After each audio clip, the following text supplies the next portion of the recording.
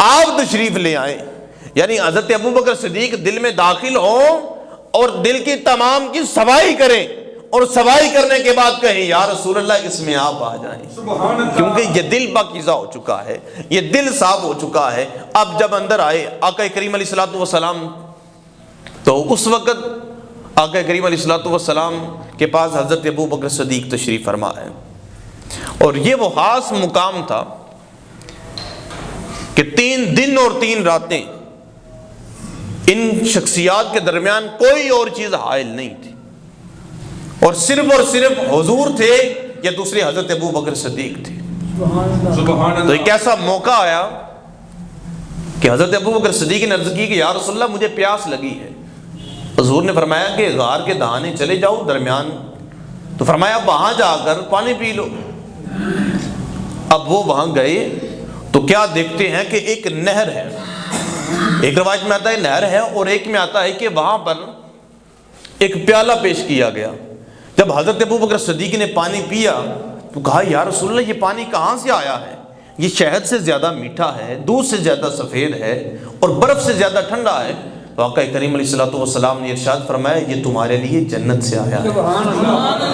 عرض کیا یا رسول اللہ میرا مقام اللہ کے ہاں اتنا ہے، تو میرے نبی نے ارشاد فرمایا، اور یہ بات اپنے دل کے قابو سے سننے والی ہے، میرے نبی نے ارشاد فرمایا ہے ابو بکر تیرا مقام فقط اتنا نہیں، اگر کوئی بندہ فرمایا 70 انبیاء کے برابر عبادت کر کے آئے، اور فرمایا اس کا تیرے خلاف اور اس کا اپنے دل میں تیرے بارے بغض ہو، فرمایا وہ بندہ دوزخی ہے، جنتی نہیں ہو سکتا۔ وہ بندہ جنتی نہیں ہو سکتا، وہ بندہ دوزخی ہے جس کا ذرہ برابر بھی رتی برابر بھی حضرت عمر فاروق یا حضرت ابوبکر سیدنا صدیق اکبر رضی اللہ تعالیٰ عنہ کے بارے میں بغض ہو۔ اور آج کے دور میں ایسے لوگ ہیں لعین زمانہ جو سیدنا صدیق اکبر کی گستاخی کرتے ہیں، اور یاد رکھیے گا کسی راوی نے بتایا کہ فلاں صحابی ہے، یا کسی اور شخص نے بتایا کہ فلاں صحابی ہے، یا روایات ملتی ہیں کہ فلاں صحابی تھے، پورے 1,14,000 یا 24,000 صحابہ میں سے واحد شخصیت حضرت ابوبکر صدیق کی ہے جس کے بارے میں رب قرآن میں فرماتا ہے کہ یہ صحابی ہے، یعنی کہ ان کی جو مہر تصدیق ہے وہ قرآن ثابت کر رہا ہے۔ اور جو بندہ حضرت ابوبکر صدیق کا گستاخ ہو تو اس نے قرآن کی نص کا انکار کیا، قرآن کی نص کا گستاخ ہوا، تو اس اعتبار سے وہ بندہ جو قرآن کی نص کا انکاری کرے یا قرآن کی نص کی بے حرمتی کرے یا گستاخی کرے، وہ بندہ دائرہ اسلام سے خارج ہے۔ اور ایسے لوگوں سے بچیں جو حضرت سیدنا صدیق اکبر کے بارے میں بغض رکھتے ہیں، جو دل میں کینہ اور قدورتیں پال کے رکھی ہیں، اور وہ معاذ اللہ خلیفۃ الرسول کو طرح طرح کے القابات سے کہتے ہیں اور ان کے خلاف گستاخیاں کرتے ہیں۔ حضرات ذی وقار اس شخصیت کا عالم کیا ہوگا کہ جن کے بارے میں رب بھی فرماتا ہے کہ میرے صدیق سے پوچھو وہ مجھ سے راضی ہے۔ کون سی ایسی شخصیت ہے کہ جس کو رب کہے کہ تو مجھ سے راضی ہے، لیکن یہ وہ شخصیت ہے کہ جس کو رب کہہ رہا ہے کہ صدیق سے پوچھو وہ اپنے رب سے راضی ہے۔ تو حضرات ذی وقار جب آقا کریم علیہ الصلوۃ والسلام اس غار میں تشریف فرما تھے، تو جب غار میں حضور تشریف فرما تھے تو اس وقت آقا کریم علیہ الصلوۃ والسلام کے ساتھ حضرت ابوبکر صدیق تھے۔ جب کفار مکہ سامنے آئے تو حضرت ابوبکر صدیق عرض کرنے لگے یا رسول اللہ ابھی اگر یہ لوگ جھک کر دیکھیں تو یہ تو جب دیکھیں گے تو ہمیں خدشہ ہوگا کہ یہ ہم نظر نہ آ جائیں۔ تو اس وقت آقا کریم علیہ الصلوۃ والسلام نے یہ ارشاد نہیں فرمایا کہ لا تحزن، کہ غم نہ کر اللہ میرے ساتھ ہے، بلکہ الفاظ یہ تھے، میرا مالک ارشاد فرما رہا تھا لا تحزن ان اللہ معنا، کہ غم نہ کر ان اللہ معنا، بے شک اللہ ہمارے ساتھ ہے۔ سبحان اللہ۔ یعنی اللہ کریم نے اس وقت یہ خاص قرب نصیب فرمایا، اور حضور کے ساتھ محبت کی وجہ سے، قربت کی وجہ سے حضرت ابوبکر کو بھی یہ اعزاز نصیب فرمایا کہ جب رب فرما رہا تھا تو اس وقت صیغہ واحد کا نہیں تھا بلکہ تثنیہ کا کہا، فرمایا رب یہ نہیں کہ صرف میرے ساتھ ہے، فرمایا ان اللہ معنا، اللہ ہمارے ساتھ ہے۔ تو یہ اتنا بڑا اعزاز کسی اور شخص کو نہیں مل سکتا۔ حضرات ذی وقار کہ جس وقت آقا کریم علیہ الصلوۃ والسلام نے اپنی توجہ اتحادی فرمائی اور حضرت ابوبکر صدیق کو ایسی توجہ اتحادی فرمائی اور یاد رکھنا حضور کی توجہ اتحادی یہ ہے، اگر حضور ایک طرف توجہ فرمائے تو درخت جو ہے وہ حضور کے قدموں میں آ جاتا ہے، اگر حضور اپنی نگاہ کو کسی طرف توجہ فرمائے تو اس وقت جو چاند ہے وہ بھی ٹکڑے ہو کے قدموں میں آ جاتا ہے۔ حضور توجہ اتحادی فرمائے تو اس کا یہ مطلب ہے کہ سورج جو ہے وہ ڈوبا ہوا بھی واپس لوٹ آتا ہے۔ اگر آقا کریم علیہ الصلوۃ والسلام کی کسی طرف اپنی نگاہ اٹھائیں تو جو بند مٹھی میں جو کنکریاں ہیں وہ بھی کلمہ پڑھنا شروع کر دیتی ہے۔ تو اس شخصیت کا عالم کیا ہوگا کہ جب آقا کریم علیہ الصلوۃ والسلام 3 دن اور 3 راتیں حضرت ابوبکر صدیق رضی اللہ تعالیٰ عنہ کی طرف نگاہ ڈال رہے ہوں گے۔ وہی روایت ملتی ہے نا کہ حضرت جنید بغدادی رحمۃ اللہ تعالی علیہ آپ جب درس دیا کرتے تھے، لوگوں کو واعظ و نصیحت کیا کرتے تھے، تو اس وقت آپ کے سامنے ایک کتا آ کے بیٹھا کرتا تھا، اور ایک دن آپ نے اس کی طرف نظر دوڑائی، یعنی صرف اس کی طرف دیکھا۔ اب دیکھنے کے بعد آپ اپنے کام میں مصروف ہو گئے، وقت کتا اٹھ کر گیا تو بغداد کے جتنے بھی کتے تھے وہ سارے کے سارے اس کتے کے پیچھے چلا کرتے تھے۔ یعنی کتوں میں بھی یہ شعور تھا کہ پہلے والا یہ کتا نہیں رہا، بلکہ اب وہ ہے جس پر نظر جنید پڑ گئی ہے۔ تو جس پر نظر جنید پڑے اس کتے کا کتے بھی احترام کریں، اور حضرات ذی وقار جس شخصیت پر میرے آقا کریم علیہ الصلوۃ والسلام اپنی توجہ اتحادی فرمائیں، اور آج کا پھر کوئی کتا اٹھ کر ان کے بارے میں بات کرے، وہ بڑا ہی بدبخت نہیں ہے، بلکہ میں تو کہوں گا کہ کتے کی بھی توہین ہے کہ کتے کے ساتھ ان کو تشبیہ دی جائے، یہ تو بڑا وفادار جانور ہے۔ حضرات ذی وقار آقا کریم علیہ الصلوۃ والسلام کی وہ شخصیت کہ جنہوں نے حضرت ابوبکر صدیق رضی اللہ تعالیٰ عنہ کو اپنی قربت میں رکھ کر وہ مقام و مرتبہ بخشا جو کسی اور صحابی کو نہیں ملا۔ اور لوگ اہل بیت اور صحابہ کرام کے درمیان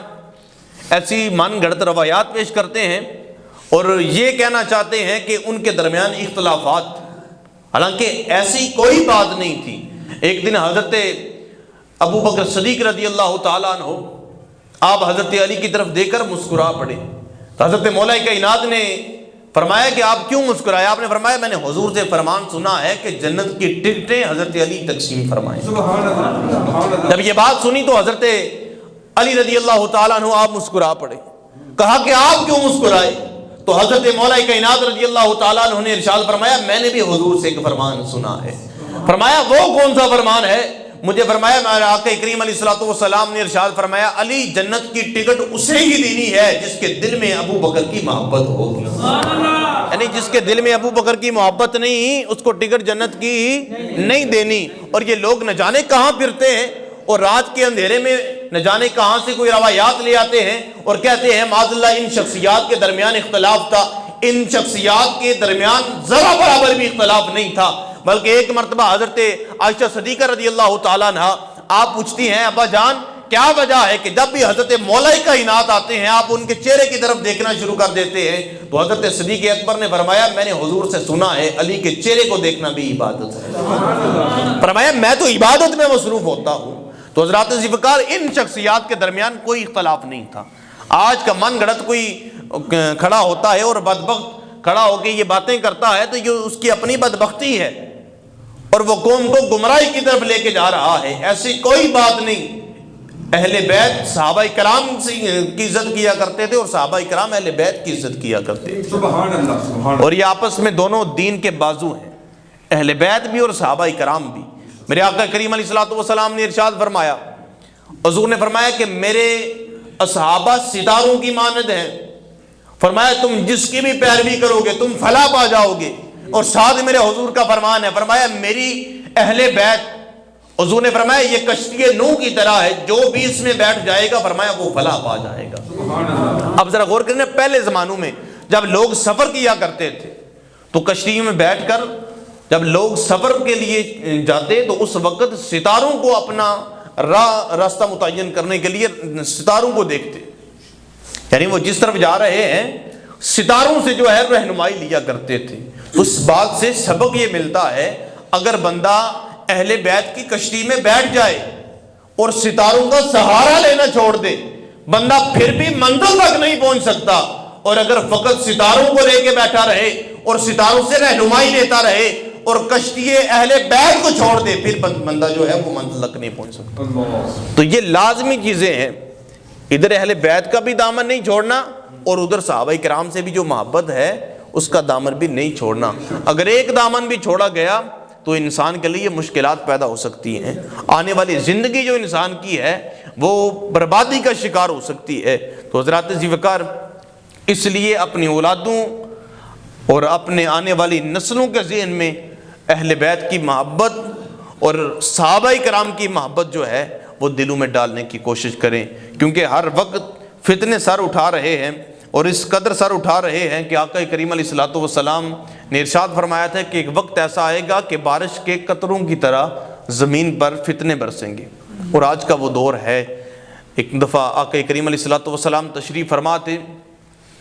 تو حضرت ابوبکر صدیق رضی اللہ تعالیٰ عنہ نے عرض کیا کہ یا رسول اللہ، اللہ اور اس کے فرشتے آپ پر تو سلام بھیجتے ہیں، کیا آپ کے صحابہ پر بھی بھیجتے ہیں؟ تو پہلے تو آپ نے آج تک یہی سنا نا کہ ان اللہ و ملائکتہ یصلون علی النبی، بے شک اللہ اور اس کے فرشتے حضور پر درود بھیجتے ہیں۔ تو جب یہ بات کہی تو اللہ نے جبریل امین کو بھیجا اور فرمایا جا کر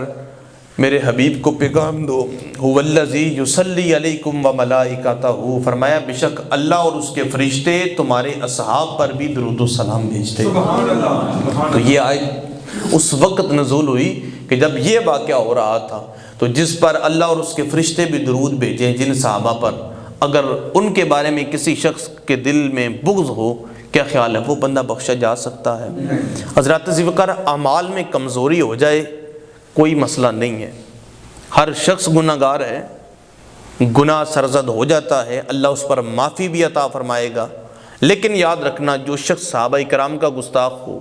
نبی مکرم کا گستاخ ہو یا اہل بیت کا گستاخ ہو، یہاں تک کہ کسی اللہ کے ولی کا بھی گستاخ ہو، اس کی بخشش نہیں ہو سکتی۔ دیکھیں نا حدیث مبارکہ ہے نا، کرا فرماتا ہے کہ جو شخص، حدیث قدسی ہے کہ جو شخص کسی میرے بندے سے، میرے نیک بندے سے کوئی شخص بغض رکھتا ہے تو رب فرماتا ہے میں اس کے ساتھ اعلان جنگ فرماتا ہوں۔ یہ ایک عام بندے کی بات ہے جو اللہ کا برگزیدہ بندہ ہے، اللہ سے ڈرنے والا ہے، اللہ کی عبادت کرنے والا ہے، یہ رب اس کے بارے میں فرما رہا ہے۔ اور پھر وہ بدبخت جو حضرت سیدنا صدیق اکبر کے بارے میں بکواس کرے، اس کا معاملہ تو پھر خدا جانے یا پھر وہ بندہ جانے۔ تو اس لیے